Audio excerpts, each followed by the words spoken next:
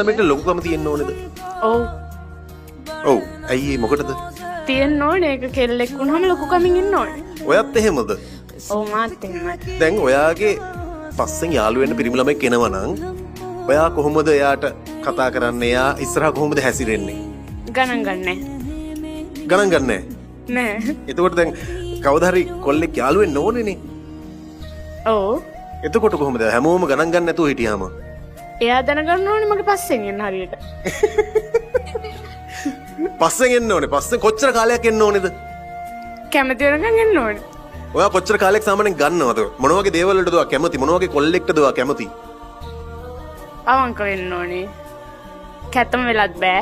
ටිකක් කැත කියලා දෙයක් නැහැ නේ. අපි හැමෝටම අපිට ආවේනික ලස්සනක් තියෙනවානේ. මොකද්ද ඔයා කැත කියලා අදහස් කරන්නේ? නෑ එහෙම නෙමෙයි පිළිවෙලක් තියෙන්න ඕනේ.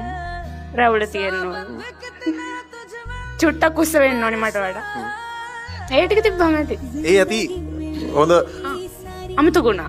සල්ලි තියෙන්නත් ඕනේ. සල්ලි නැති වුණොත් එයා ඔය කියපු ඔක්කොම තිබිලා සල්ලි නැති කොල්ලෙක් වුණොත් දියුණු වෙන්න කැමැත් ආසාවක් තියෙන්න ඕනේ.